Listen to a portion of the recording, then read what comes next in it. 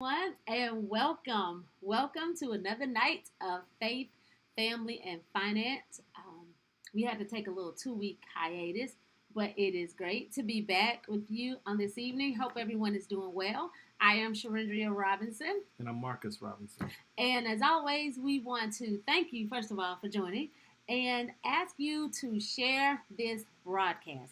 We definitely want you to share this broadcast with others in your network. And if you feel that there's someone who needs to be watching us tonight, then please type their names in the comments. And we want to pull you into this conversation. Tonight's conversation is a little personal. I think it's very personal. It's personal for me.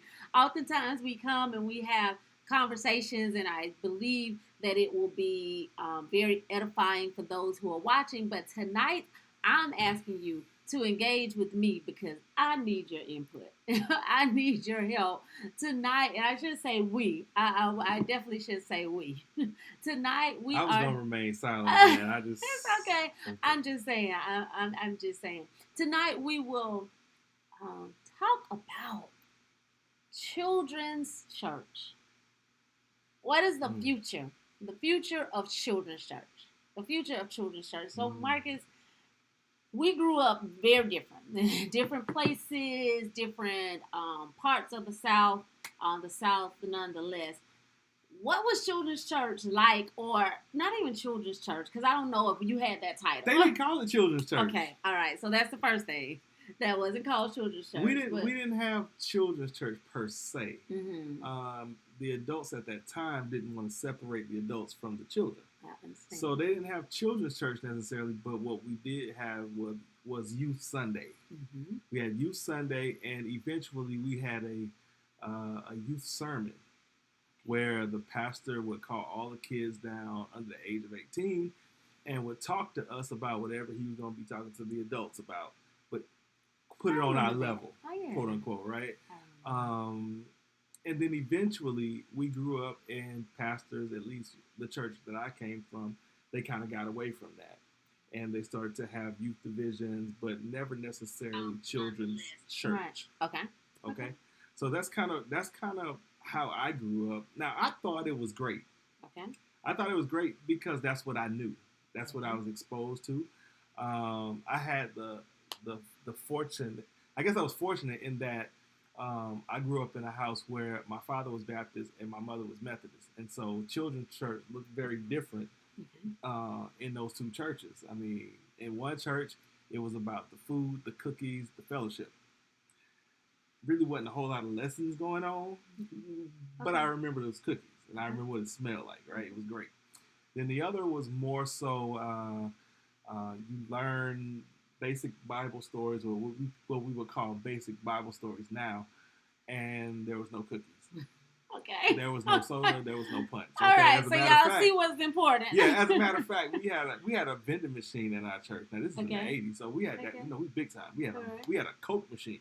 Okay. And the highlight for most of us, and I know there may be some folks from the church that I grew up in. Okay. Our highlight was when the pastor started the preaching, and we were all ushers. That's what we do.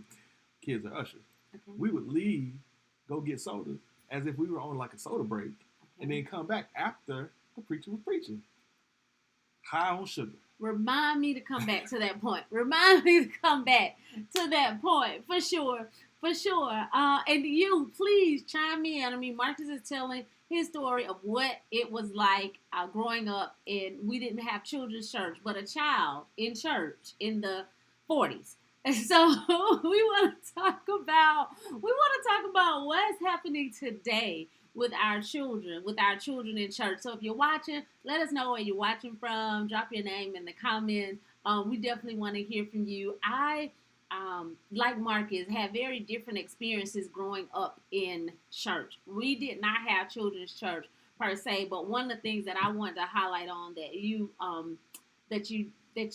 had this experience but didn't share as well. I remember my highlight as a child was Vacation Bible School. Now, we could go into a whole lesson on Vacation Bible School. Anybody watching tonight, you remember Vacation Bible School? Like, I remember Vacation Bible School, and our Vacation Bible School experiences were very different. And y'all just hang with us, because we want to get to what are we going to do? What are we doing with our kids today? What are we doing with our kids today? But I remember Vacation Bible School, and it was definitely one of the highlights. Vacation Bible School had such an impact on me as a child that when I became a young adult, a college student, even, I would make sure when I came back home, not only my church, but other churches in the community, I volunteered to help with the Vacation Bible School. And I really believed that I was going to be the lady to marry some great guy in church. And my sole purpose was the Vacation Bible School lady.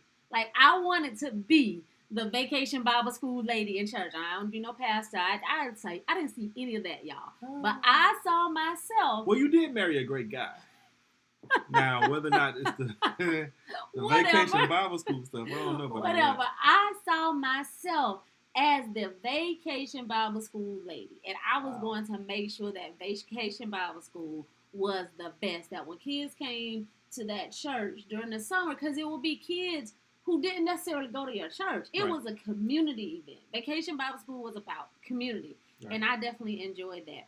Again, if you had that experience, you did Vacation Bible School, definitely share that with us. But and yours was different because we went in the evenings. We went in the evenings to Vacation Bible School from maybe like 6 to 8 or 6 to 8:30.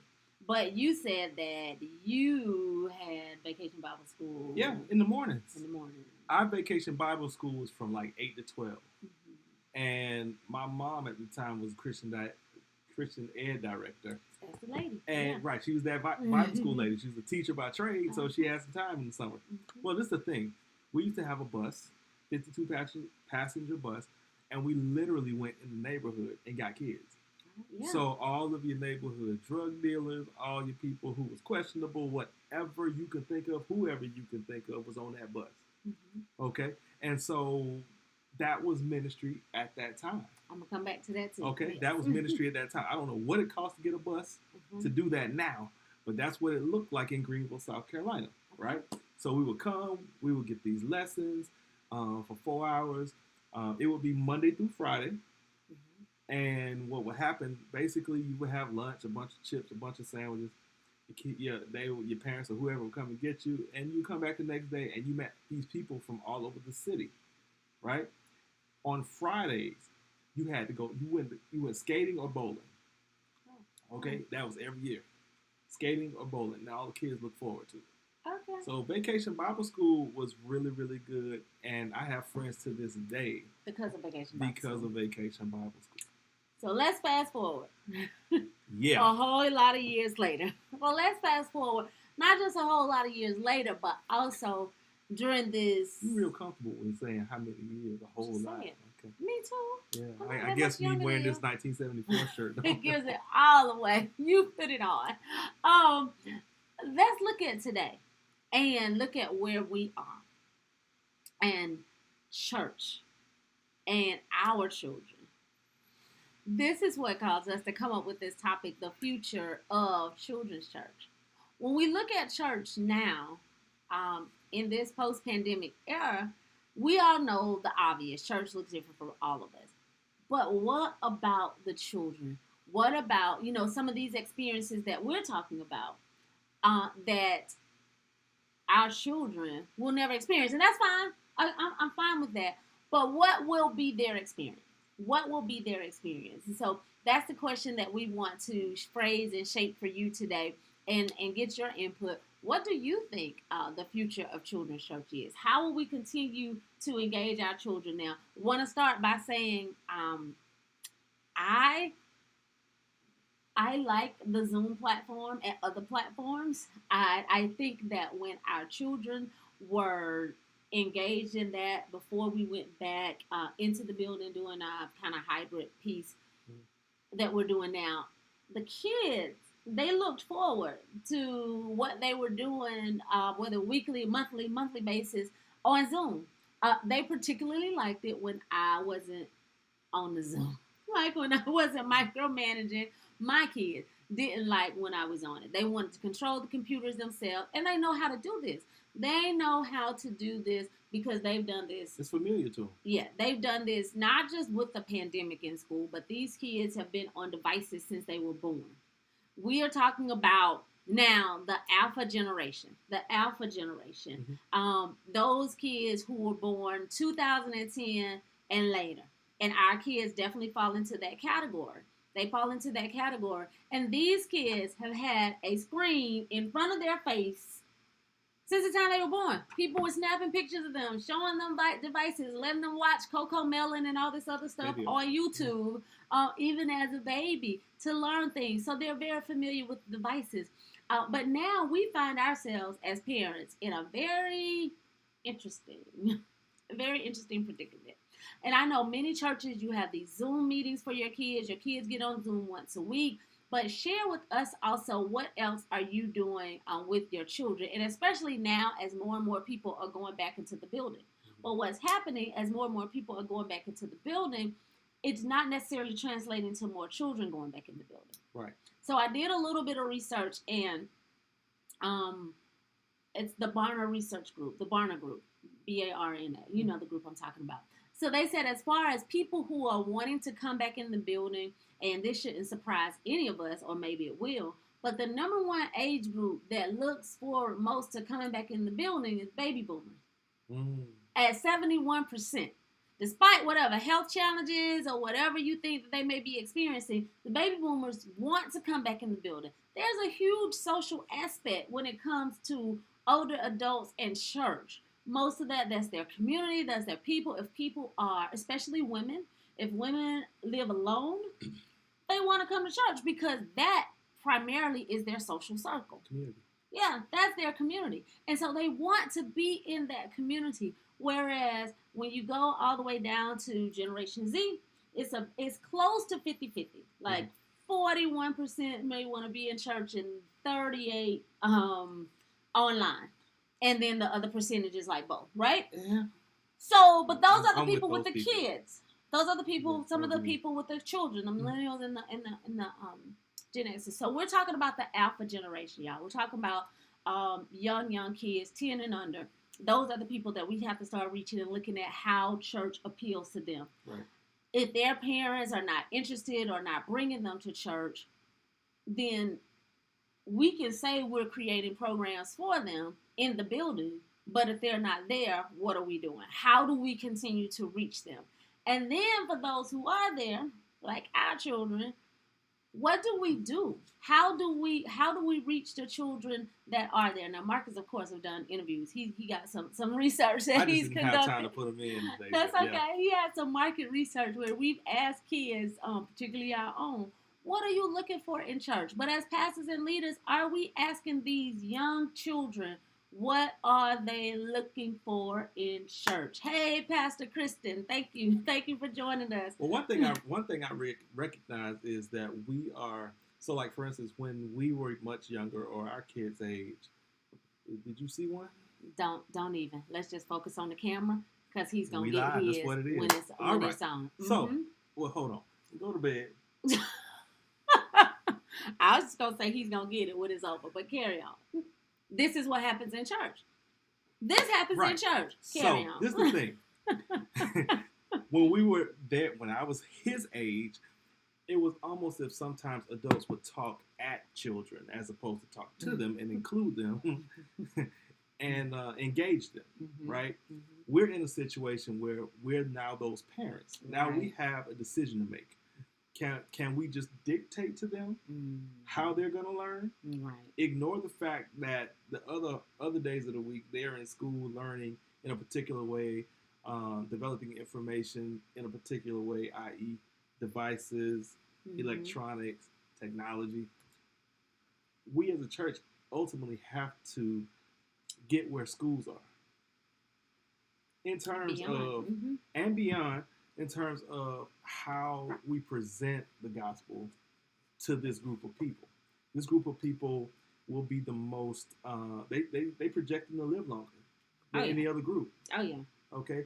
They actually project them to have better jobs, better, different types of sources of income than any other group. So, and they will be larger than any other generation group. They'll be larger than any other generation group that we've seen today. Absolutely. And not only that, it's almost like, okay, we can't focus on them without including them in the process.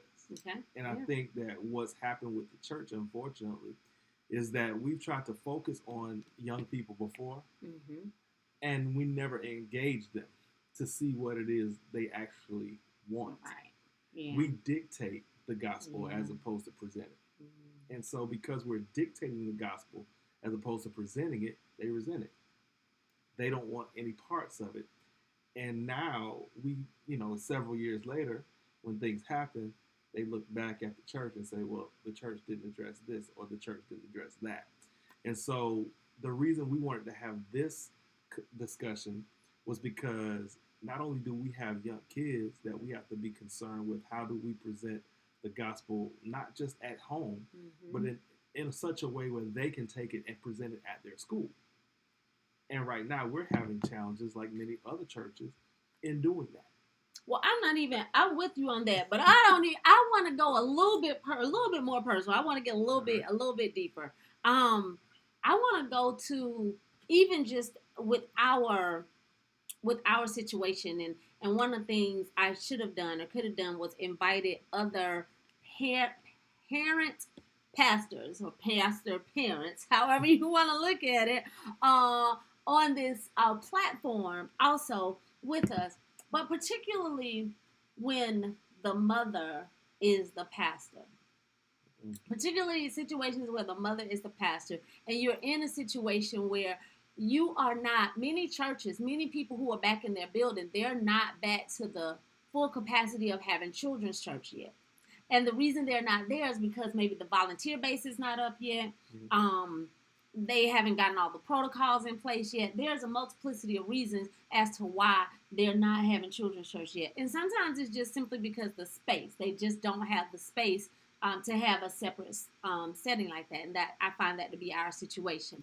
So when you are trying to be mother, wife, pastor on a Sunday morning, pastor and then musician on a Sunday morning, but you have 3 children who are in the congregation, who are in the building.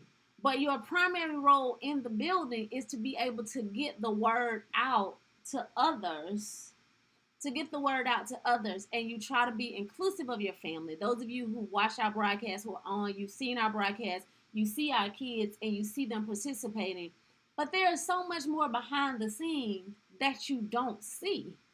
That is mentally. So I told y'all this was for me, right? This was for me. This is my session on today. Okay, call it group therapy, call it what you want to call it. But it is difficult.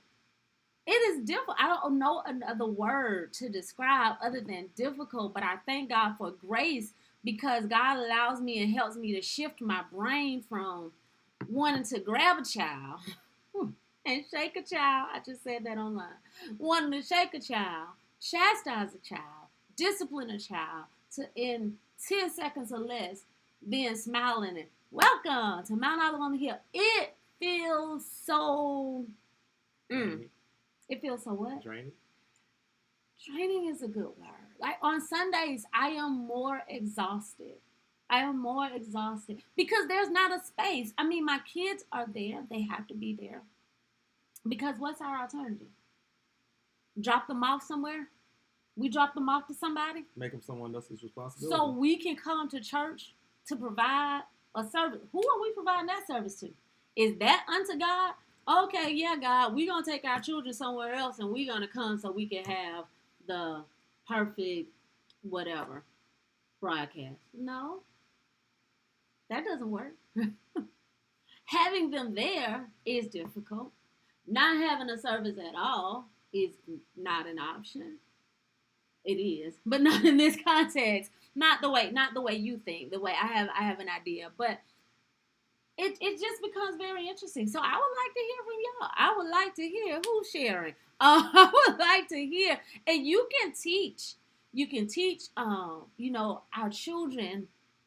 I find myself telling them to do things, and then I have to remember. He's a 7-year-old. He's a 9-year-old, and the expectation that we put, I don't think it's unrealistic most of the time, but it's higher. It's so high. And I think they do very well considering, but it's still, the environment is just not conducive. Now, what's conducive is if there was someone there who, so right now, everybody who steps into our building, they have a role. There's an assignment. There's something for them to do. Everybody that's in there on Sunday morning getting the broadcast out, we're working. We all have an assignment. But I think maybe for me, and there's some church mothers on here, but maybe for me, I think that the person that's missing is a person whose sole role maybe is to be there to help provide instruction and direction for the children as their parent, as so they can be a part of worship when it's time for them to play an active role, but also offer them something else to do, because you know what becomes their distraction? You know what keeps them quiet during the worship service? Devices. And I was the parent who would not allow my children to have devices in church. Like if we were just, if it weren't this situation, I didn't want them to have devices in church. And if we go and visit another church where I can sit with my kids, we're sitting as a family, they don't have devices in church. They engage. But in our setting, when they're not on screen, we have to give them devices because we both are ministering. What is that doing to the children? And so that gets us again to our topic, the future of children's church. When you have these children, we're not the only pastors with young children. When you have these pastors with children and they're coming in and these children now a part of this ministry and making ministry happen, what are they going to say 20 years ago? We're reading this research. We're looking at these studies that's looking at the generations. What will these children say about church? There's so much that's being done and said about what they're going to say about school and how they've dealt with the pandemic. But what will they say about church? Will they resent church? Will my children not want to do church anymore because they were sick of the years that their parents put them in front of a camera because somebody said, oh, this sounds great. Oh, we love hearing the boys sing. What are we doing to our children? It's just a question. I'll say this. I literally interviewed our kids this afternoon, just trying to figure out, okay, what is it that you like about church? If this was your church and you were the pastor, what would it look like? Okay. You know, just questions to kind of open up their mind. You recorded this? I did. Oh, okay. Now, I will say this probably going to have a part two because we're going to need to see this. But what was interesting to me, they all, musical kids, they said, okay, we got to have great music, great singing. And Kyle, our visitor, he says we need a drum department. And he started naming, you know, we need keyboards, we need organs, we need all this technological stuff. So what did you ask them again, in case somebody missed it? What did you ask I asked them 3 questions. I asked them what they like about church, what they don't like about church, and if they were the pastor, what would their church look like? Okay. And so all of them wanted good music. All of them wanted good preaching. Of course, Mark wanted to preach. He said something about shouting, too. Yeah, he's going to shout. They all want to praise God. But then the other thing was the technology piece. They all wanted technology in the church. And the reality is, I've been a musician for a while. Mm-hmm. And I can tell you most of the churches, even still in South Carolina, do not have an online presence. I know I can definitely say in the AME church, we don't have a huge online presence. Mm-hmm. And then when you look at what you see, is it something that's going to be attractive to the kids that we say we're ministering to? Right. That's the other thing. It's not. Is it going to be attractive? It's not enough to have a presence. It's got to be attractive. Yes, because we got to look at what we're dealing with. Thank you so much. Dr. Hinton is on. He's saying hello, Pete. My mom is on. A couple of other people. You don't like to look at your neighbor. This is that already. Is funny. So right. Listen, it's not when we look at this generation, y'all, we're talking about Generation Alpha. When we look at these kids, when we look at children in church and what we need to do to keep children. I was happy in church, and our kids are too, to a degree. I was happy in church playing tic-tac-toe. You pull out the paper, and you draw the thing and you play tic-tac-toe in church. I was happy doing that. I was happy pulling the hymn book out of the back of the pew and flipping through that and looking at all that stuff. I was okay with doing that. And we don't even have the hymn books in the church for them to pick up and look through. We don't have, a lot of churches don't even have Bibles on the back of the pews for them to pick up and look through. We're going to keep our kids in church, and we want them to stay in church. But what we're saying is, because my mama said something about, y'all turned out all right, and I kept y'all in church. We're definitely going to keep them in church. What we're saying is, though, who is it that's working with children's church, and what kind of monies are churches willing to invest? Because when you start talking about this group of children, you have to invest money in, what did Kyle say, in the technology. You have to invest the money in the technology to be able to keep these young children interested, I believe, and a part of children's church. I don't think it's going to be, you mentioned Vacation Bible School, we sitting around and we eating cookies. And everybody's sitting around that rectangular table and we're reading out of the book and we're giving examples. I think we're going to have to be able to show them things. I think we're going to have to allow them to be able to watch clips. Marcus brought up earlier today, we have this Bible app on our phone. And it's a Bible, they have a children's version. So whenever Kyle, we were in church, we were visiting a church, and the pastor was preaching, and he was talking about the resurrection and talk about the story. Kyle took Marcus's phone, turned to this app, this kid's app, and he watched the animated cartoon or the story, if you will, that talked about the resurrection. And I was like, put the phone down. You're not supposed to have the phone in church, right? And Marcus showed me what he was looking at. He was excited that he could find the exact same thing that the pastor was preaching in animation. Yeah. He found it in animation. If you ask him or ask his brothers or anybody else what the pastor preached about, basically he can tell you because the sermon is about the same as the animation for a 7-year-old brain. Yeah. And so think about it. When you were 7, you watched cartoons. Mm-hmm. You really weren't interested in text, per se. Mm-hmm. You wanted to see everything in motion. Mm-hmm. You wanted to see everything live and in color. Mm-hmm. Now, if we wanted it like that, you have to 10x whatever we want. Right. Now, which also means the money that's associated with these newer children, we're gonna have to 10x that. And the reality is, whether we like it or not, it's gonna cost more. And the other thing is, we have to ask different questions. So, like for instance, especially in education, I know Dr. Hint would appreciate this. We know exactly how much we spend on each child, whether it's black, white, Latino. We know exactly how much we spend on each child. The state spends, I should say, on each child. I don't know if churches think like that. How much money does your church spend per child? Yeah. On the children in the church. Yeah. Because if you go back and look at whatever budget you have, wherever you're spending your money, we don't look at it. That is where your heart is. And that is where the focus of the church is. We do so not. If 80% of your money is going in a building, you don't have money for ministry. What you have is a good holding spot for where ministry should take place. But you don't have a ministry. You have a holding cell. And that is so good, Marcus. That is good. And what we have to begin to realize is that, I gotta say it the way, let's see. Media ministry, let me get it right. Media ministry, and I'm gonna mess it up, but it's not something that happens on Sunday only. So social media is not just about a space to stream on Sunday.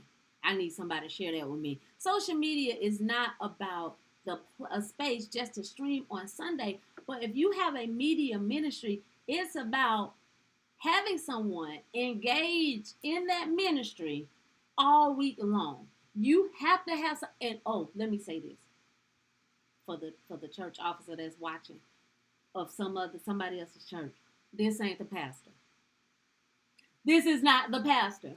Because people think that the pastor can do it all. Yeah, this is not the pastor. It's not the pastor that has to stop and make a post. Oh, did I make a post today? Am I online today? Did I do this today? Did I go on Instagram, Facebook, Twitter, and YouTube and post something and say something about the church? That is not the role. The churches, the youth ministries, the children ministries, the churches that will get the engagement in this season are the churches that will be willing to bring someone on. I don't care if it's a paid or a volunteer position, but somebody who is dedicated and good at what they're doing, to be able to engage our children, and it's going to attract the adults as well, but engage them on a daily or multiple times a week. Right. You can't just hit it on Sunday. If you just hit it on Sunday. Now, Mark, our oldest son, he goes back when we're watching the broadcast, when we're critiquing ourselves, when we're looking at all this stuff. He will watch with us, but he'll just pull up the broadcast anytime. And like, Mommy, that's you. Mommy, whatever. And he will watch. But most adults don't even do that. So children aren't doing that. But if it's something engaging and if it's something that they want to watch, they will go back and they will watch it. They understand how to work these devices. And we are not doing them a service. We are doing them a disservice if we are not putting content out there specifically for our children. Now, I know most churches don't want to hear that. But it's not about flashing the pastor's face all the time. And the pastor is the only person that is out there on your social media platform. Well, and I told y'all this is for me, right? I told y'all this is not just for y'all, but this is for me as well. Let me say this one thing. 2010 is when the first iPad came out. Mm-hmm. 2010 is when Instagram started. 2010. So this particular generation, the alpha generation that was born in 2010 or later, this particular generation, they understand apps and how they work. It's when apps were generated. App was the word of the year in 2010. And so if we put content out there on our church pages, if we put content out there on YouTube, I want our children to pick up the phone or pick up their iPads. They all have iPads because that's just when they were born. They all have iPads. Mm-hmm. I want them to pick up their iPad and go to YouTube and look for, it doesn't even have to be our church, but a church content where they can engage. Knows we approve because there's some crazy people out here, but they can engage in constructive youth ministry on a platform. Nobody's doing that. These kids are not wired to go out there and look for church stuff because they don't even think that that's there. YouTube is for something else. Right. It does. They don't associate that with the gospel. Not for us getting the word out. Now, what's interesting is Jesus only pastored 12 people. Mm-hmm. They changed the world. Mm-hmm. The interesting thing is, how do 12 people get the gospel out? Mm. And we got thousands and can't get the gospel out. Because of focus. They didn't have to worry about a building fund. Because their focus wasn't the building. They didn't have to worry about mortgages, light bills, people not tithing, that kind of stuff. They raise money based on the message of Christ getting out. Mm-hmm. And so they compel people to come to Jesus. Mm-hmm. And the reality is, we're not compelling anyone right now. Mm-hmm. The focus is not getting the gospel out into the hands of people who don't have it. The focus is something else. Mm-hmm. It could be multifaceted. Mm-hmm. You know, it could be buildings, it could be auxiliaries, it could be ministries, but they're not going in the same direction. Mm-hmm. So until we focus our resources, which is going to be a challenge because that oftentimes implies that there's ego in the way, because we still have people saying that this is my ministry, this is what I do. Mm-hmm. As opposed to saying, no, this is the ministry of Christ that's in me. And however he's going to use me is what it is. Mm-hmm. I think our Christian education system is broken. And when we fix that, we can fix youth ministry. Children's education, yeah. Let's go to this comment that Sherman said. Y'all, I'm sorry, we cannot get to all these comments tonight. But Sherman, I appreciate the comments and the engagement. But, and I appreciate Sherman, a pastor in Augusta, Georgia, saying that they definitely have to readjust their budget. We do too, Sherman. And look at media and youth. And I'm telling you, you can't look at one without the other. You can't say, well, we're going to focus on our youth and our children and not put money in your media ministry, because these children, regardless of their age, they are screen agers.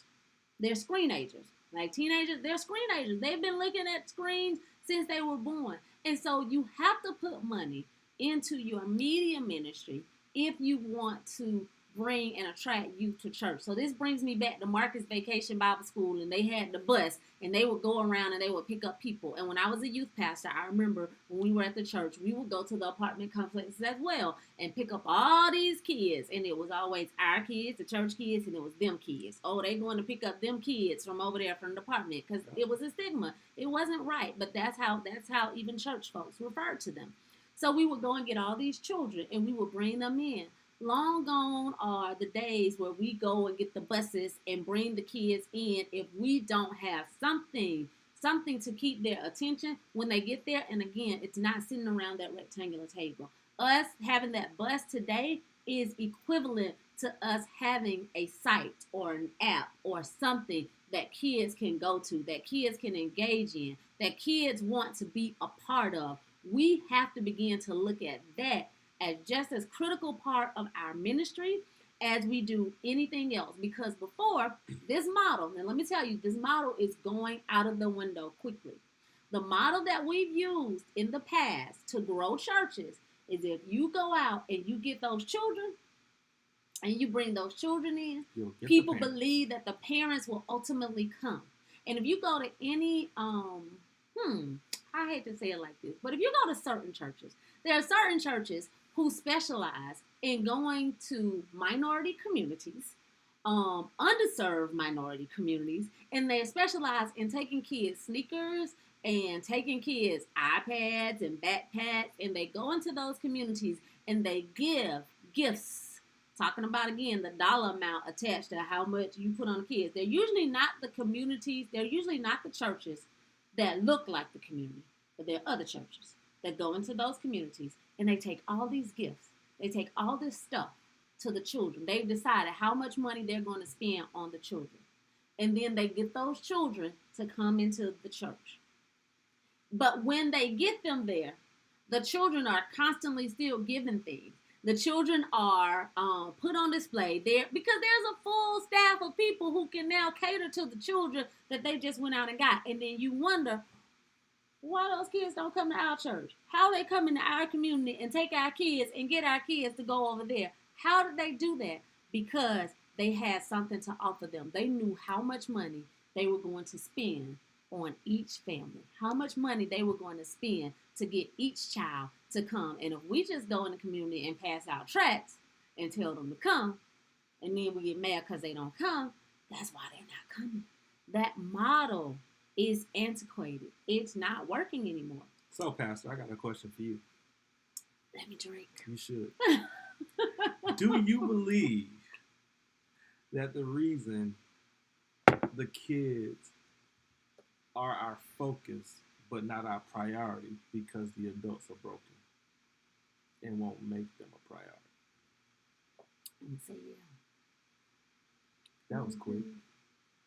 That was it. Let me tell you. Yeah, go ahead. The reality, like everything that you just said, I literally saw in Greenville. You would take a drug-infested, AIDS-infested neighborhood, and literally all of the kids would go to other churches.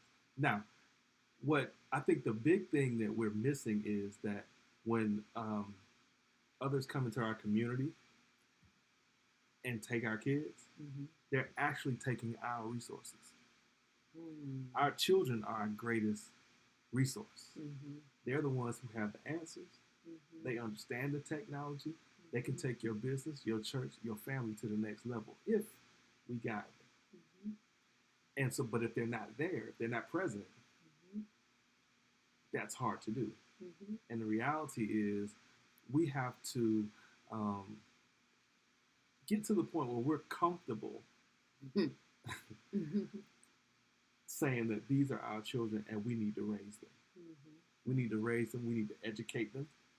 Because if they don't know 3 generations of who they are, it's going to be hard to sell anything back to your community. So it's like it's hard to hear, but the reality is we're dealing with kids who may not know their father. They might not know their grandfather.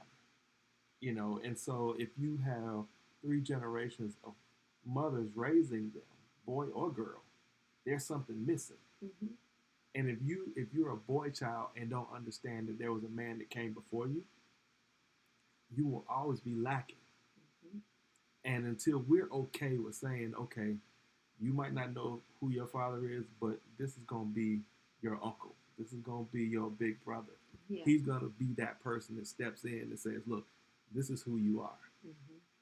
Because at the end of the day, I'm going to demonstrate who you are. You can only tell me. That's it. Hey, oof. As Father's Day. Amen. As Father's Day approaching. Right.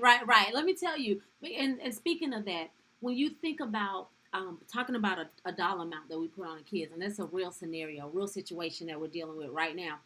When you think about ministry and ministry outside the walls and us wanting to reach our children, everybody knows that inflation is going up. There's so much that's going on right now.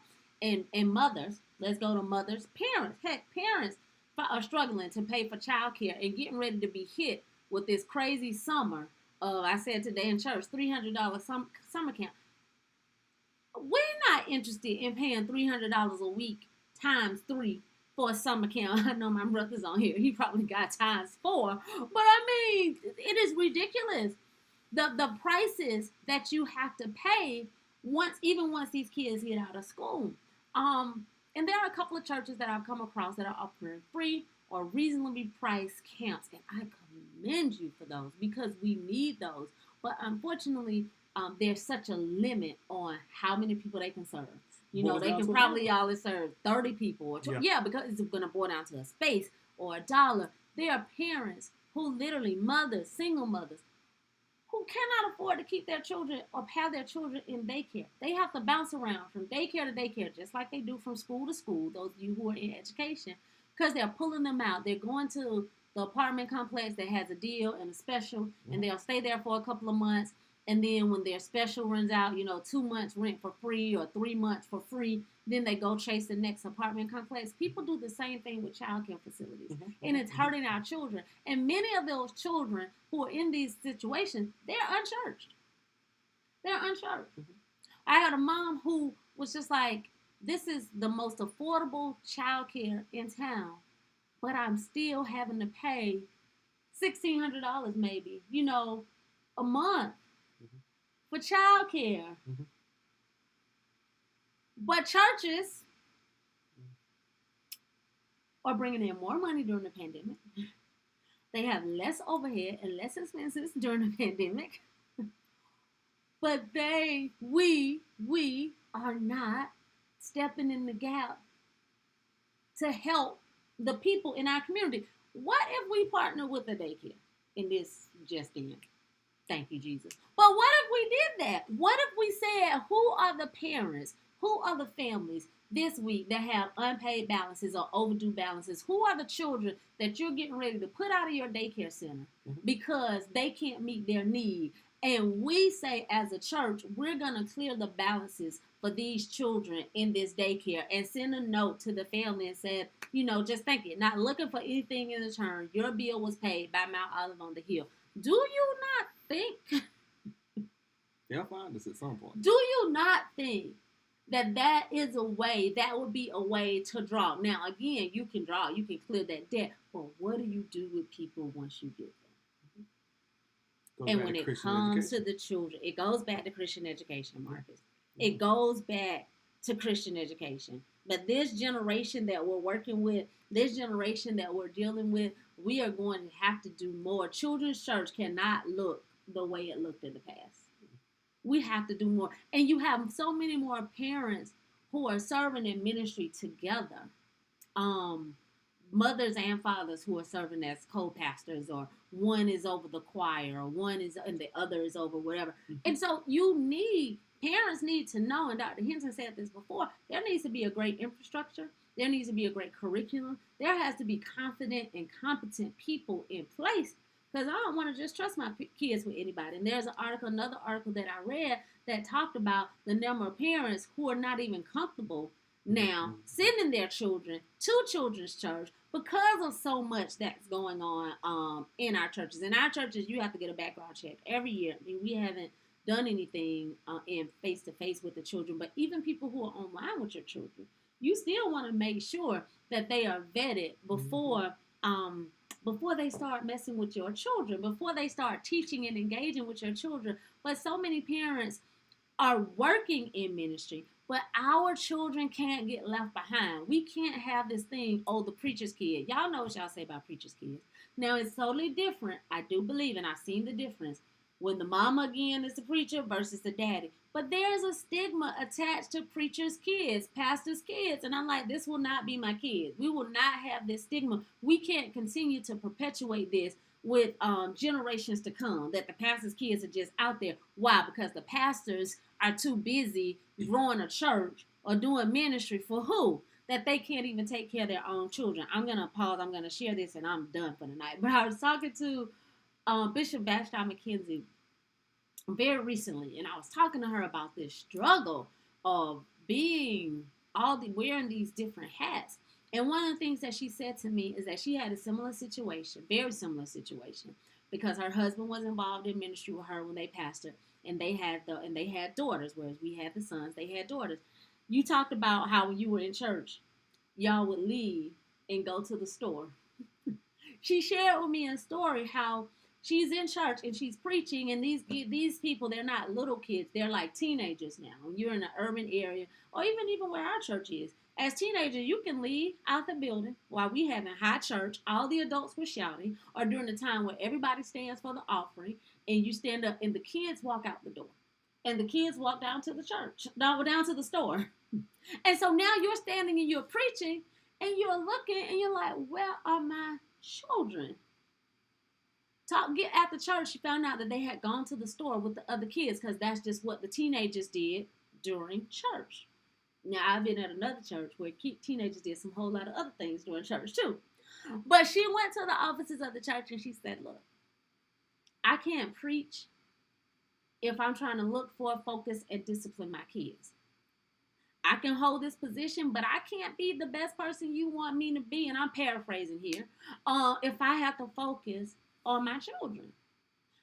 We need a person that's going to be assigned, that if you want me to focus and give you my best, somebody has to be assigned on Sunday. Because you may not be in a situation, my mom doesn't go to our church, your mom doesn't go to our church. I can't just say, oh, their grandma or their auntie or their uncle is going to sit with them and going to watch over them. So many of us, when we're watching this space, we live detached from our immediate family, or even our extended family. Right. So there isn't a person. We have to have a person who just like there's somebody else who plays the piano and plays the drum and plays the organ and plays the whatever else, there has to be a person that's assigned in order for not just us, but all of these pastors and leaders. They're pastors who are much older than us, and they're raising their grandchildren. And they have to have their grandchildren in church. And they have to find or hire a nanny or somebody to say, you got to come with us to church every Sunday so you can help steward our children. But churches don't think about stuff like that. When you're thinking about, all churches, I've heard churches say, oh, we love a church. There's nothing like a church with children. Because some of y'all are watching, there are no children in your church. There are no children. So this topic, I don't even have to watch because there are no children in your church. People love churches with children, but they don't understand the burden on the parents who have the children. I'm done. I thank y'all for listening to me. We're going to read the rest of y'all comments, but we got to find a solution to this. It's going to be a major challenge. And I mean, I guess maybe in a subsequent talk, we can discuss the positive side of kids growing up in church. I mean, because both of my parents were church leaders. Mm-hmm. So my dad was a deacon, chairman of the deacon board. My mom was a steward. So, in the Baptist church, if you were chairman of the deacon board, the pastor don't show up, you next. Right. And y'all were in separate churches. And we were in separate churches, but my dad had my brother and I on that front row with him. So behavior wasn't the issue, but seeing how he would administrate, seeing how my mom, she was on the choir, of course, she's a musician, but it's just like seeing that and being a part of that. They never forced that on us, but just being in that environment, we end up several years later. My brother's a deacon. So how does it work out for you right now, having Caleb, Kyle, and Mark sit right beside you while you're on the keyboard? How does that work out? It's a distraction. Say it again? It's a distraction, but I welcome the distraction most of the time. I welcome the distraction most of the time because I understand at the end of the day, I have a role to play in their life. And I have to demonstrate. I got to be a walking demonstration of what they're going to become. And so I get to be a walking demonstration of what they become. And so because I understand that, and some people around me told me that when they got here, I understand my role in their life. So what I want actually comes secondary to what they need. That's called parenting, I suppose. And I think that's what we're missing now. But I think that's what happens first. And that's what I'm saying. That's what I want the church has to understand. When you have parents who are in ministry with small children, parenting is always going to trump everything else. Yeah. Parenting is going to trump everything else. Now, again, that's coming from parenting is going to trump everything else. For me, even as a pastor, I'm going to be a mama first. That's who I am. That's your first ministry. And it could be distracting. So I'm just saying, I mean, it's no problem, no whatever. I have to do what I have to do until something else is done. So I'm always going to be the mama first. If that means, I'm just looking at Mark, or in my sermon, when y'all think, oh, I'm just using references and I'm just calling Kyle's name or Caleb's name just because to pull them in the message. No, cold. If you hear me call their names, it's a code. It's like, boy, get your life together. I'm up here trying to preach and you back there acting crazy. So I'm like, Kyle, do you hear me? Kyle, can you say amen? It's usually, well, I'm not going to put my baby out there like that. But if I'm calling the name, it could be Caleb. It could be Mark. It has been Mark. It has been Mark. Because Mark has this thing where we call him the little mini bishop. He has this thing where after his mom preaches, or anybody preaches, he will determine what the flow of worship looks like after that. Afterwards. He's going to determine the music. He's going to determine whether we shout, dance, worship. In his mind, he is the choreographer of how worship should be. He wants to know the song. Yeah. He wants to know what's going to... Lord, it's the same song. And if he doesn't like the song, he'll just bust out and just start singing what he feels in his spirit. And I've had to check him a few times to say, I'm gonna need you to cut all that out. Y'all, this is so imagine preachers, imagine pastors. Where you're preaching. Yes. And it's like The Color Purple. Saying God is trying to tell you something. You remember at the end of the movie? But literally, you are preaching. He knows you're coming to the close of the sermon. And he has his iPad, because they have these devices. And he goes over to his dad, and he's going to say one or two things, depending on the tempo. If I'm going fast, he's going to say shout. Play shout music. You are ministering, and Mark is playing something else. He's going to try to dictate that. Yeah. He's going to say what to sing. If I don't sing at the end of my sermon, but if I did, he wants to say, this is what we're going to sing. If somebody else is there, he's going to try to tell them what to sing. Y'all, some of y'all are on here. Y'all are in the building. Y'all know. And it's typically one of a couple of songs every week. But when you're in that critical moment where I'm really trying to reach people and bring people to Christ, and I'm not trying to laugh, but I'm really trying to bring people to Christ, y'all. I want y'all to feel my pain. I am really trying to bring people to Christ and telling people, reach people in the camera, like, look in the camera. I want you to connect with me right now. Like the Feed the Children commercials from the 80s. I want to look into your eyes. I want you looking in the camera at my eyes and know that Jesus loves you. And what you don't see is right underneath the camera, Mark is walking around singing whatever the world he want to sing. There's power in the name of Jesus. Whatever sermon, there's power in the name of Jesus works at the end of it. Y'all, it takes a whole lot of focus to stay in that moment. And I'll be like, Mark, get out of my frame. Mark, go away. But that's what he feels in that moment. And it's just interesting to me. And I just say, okay, Lord, I just go with it. So, I don't know. I know Pastor Kristen could appreciate this. So, like, when you hear gaps in the music, I'm playing talk music, and if you hear gaps in the music, it's probably because I'm disciplining the child. That's what's happening behind little the scenes. Things, right? That's what's happening behind little the things. scenes. But at the end of the day, this is what we're called to do, and this what is we're our called family. to be. This is us. This is ministry. Right. This is us. Now, the funny thing is, this is many of our congregants as well. Mm-hmm. And I understand that God is using our family as a model to just be transparent enough to say, this is what it is now. We don't have it. We don't understand everything, and we don't have it all together. Mm-hmm. But the direction is right. Mm-hmm. And we encourage parents, especially new parents. Look, go ahead. It's okay to be involved in your children's life. Show them ministry. Show them what it looks like. Don't just tell them about it. Mm-hmm. Because right now, it's almost like put up or shut up. Mm-hmm. The proof is in the pudding. They mm-hmm. don't believe you. Mm-hmm. If you're talking this way and you're acting this way, if you're talking this way and you make them feel this way, they don't hear you.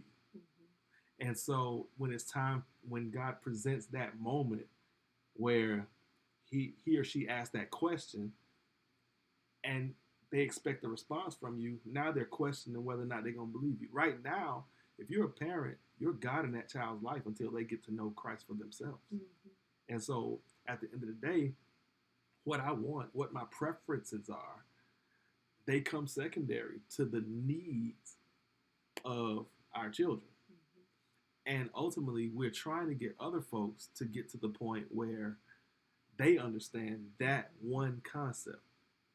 Because mm-hmm. that's the only way we will change children's church from mm-hmm.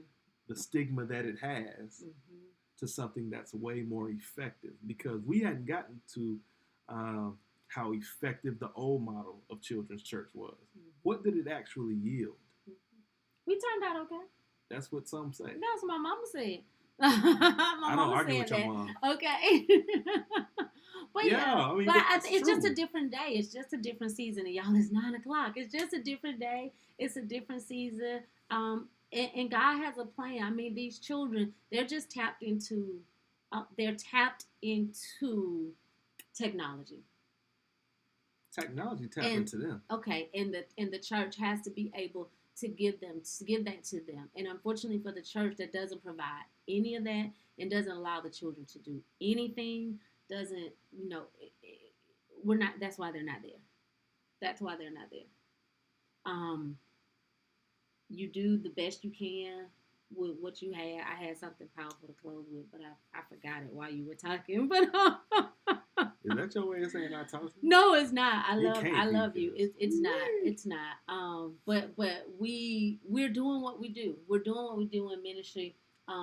Raising our kids the best we can. But we're still searching. We have to have that model. We